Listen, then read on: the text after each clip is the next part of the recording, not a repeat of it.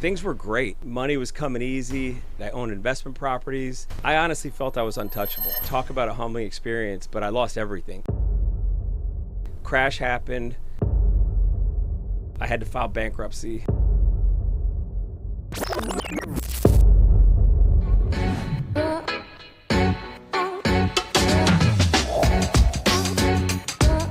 This is now the third business that I've owned. First business was a real estate and mortgage company. First company I started, I was 24.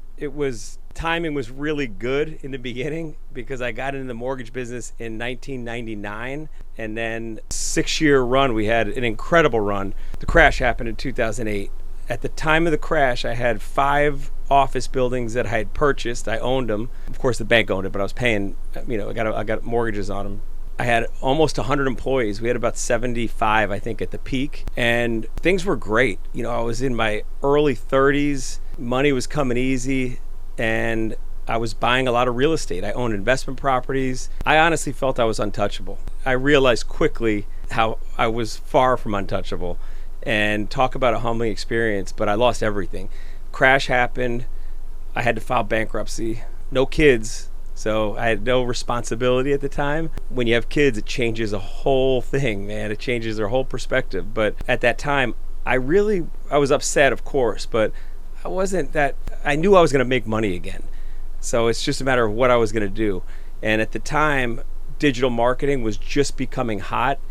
There was a thing called MySpace that came out. Facebook wasn't even out at the time. This was now 2008, 2009. And I said, this SEO thing is there's something to it. And let me go all in on that. Without a college degree, I had limited opportunities. I had limited choices. So I had to look at honestly, just such a simple thing. I asked myself, what is the next thing? What's happening now? And at the time, it was search engine optimization. Google was just exploding. And really simple. I looked at mostly law firms that were spending so much money on yellow page ads and advertising, and I knew that money was going to shift to digital. It was just, the writing was on the wall. You knew it was going to happen, and there wasn't a lot of companies at the time in digital marketing. So I said, let me build a digital marketing company. So I started a company called Paton Marketing, and I said, this time I'm going to do a little different.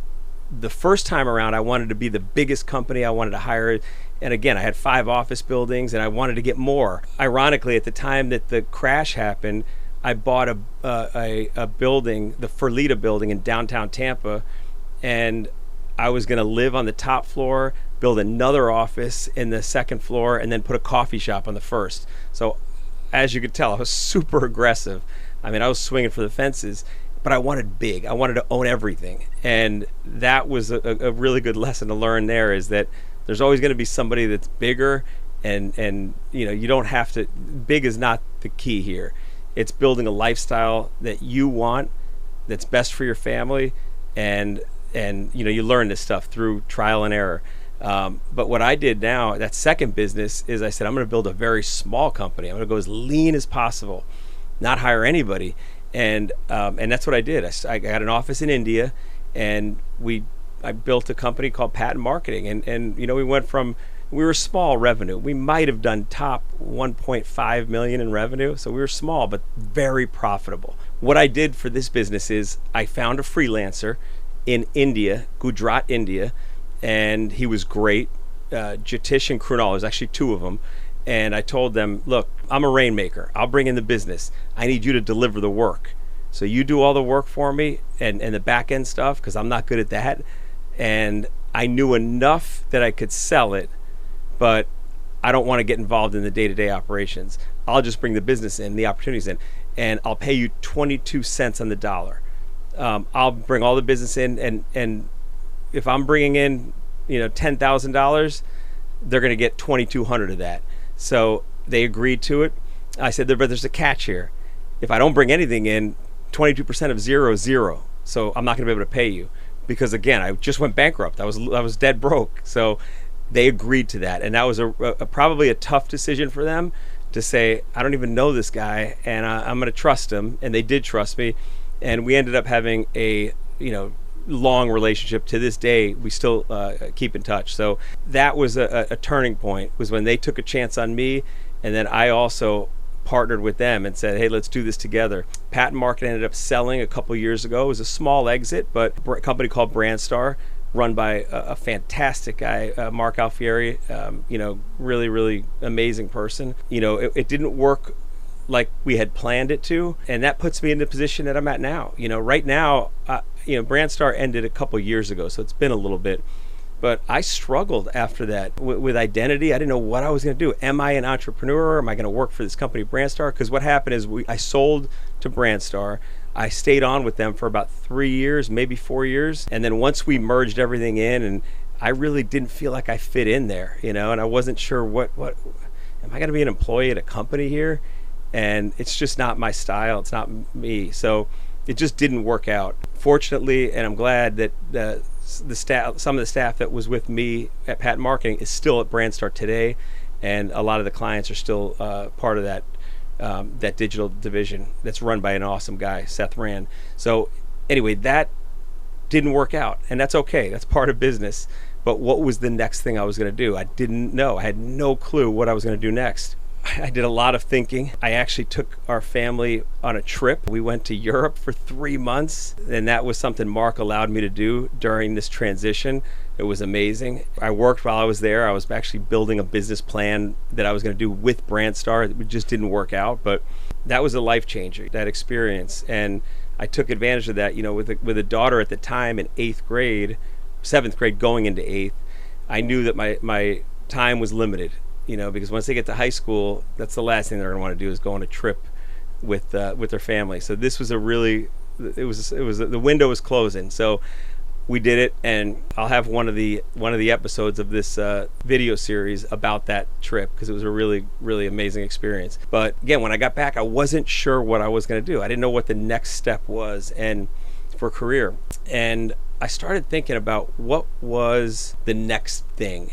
And obviously AI is big, but that's such a general thing. And it's still, I'm not a tech person at all. And I'm like, do I want to learn AI? So I started doing some consulting and met some great people. And I said, let me do this. A great way in business, always in networking, is to talk to people that are more successful than you are. And I said, let me start a podcast called Opportunity Knocks. And I'll interview, and this wasn't a business. This was more of a way to network and get myself out there. So I would interview South Florida's top entrepreneurs and find out when an opportunity knocked on their door and how they took advantage of it. And through that, you build relationships. One of those relationships I built was with a woman by the name Lil Roberts, who's a rock star. And Lil owns, she's a serial entrepreneur. She owns a company called Zendu. And I did some consulting work with her for maybe 5-6 months through that podcast that I did, through that whole experience. So through doing that podcast, I had brought in a few companies that were in the home service industry. And I saw a huge opportunity in that space. And again, tying in some of the new technologies, AI and things like that, I started realizing there's a big, big opportunity here to really fix a industry, which is, I'm talking about the home service industry, that's broken. There's sites like Angie's List and Yelp and these sites like that people just don't trust anymore. And the companies don't like dealing with them. There was a broken industry here that I thought I could fix. I really did. I thought that there was a way that I could bring some of my skill set as well as some of the technology that's just coming out, AI and things like that, and I could fix that. So business number 3 is one home service. And I'm going to start off by giving you the car analogy. So if you have a car, you know that every 5,000 to 10,000 miles, depending on what kind of car you have to get an oil change. And if you go a little bit over that, you're like, oh, I'm stressed out. I hope I'm not ruining my car. That's a car that might be $60,000, it might be $30,000, it might be $100,000.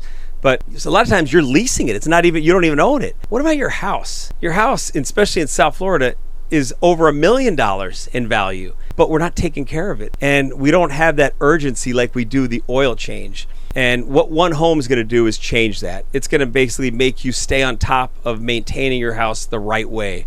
And that's going to save you money in the long run, but it's also going to help you sell your house. Whenever you're ready to sell your house, you're going to sell it faster because you have, and I'm going to give you an analogy, a Carfax.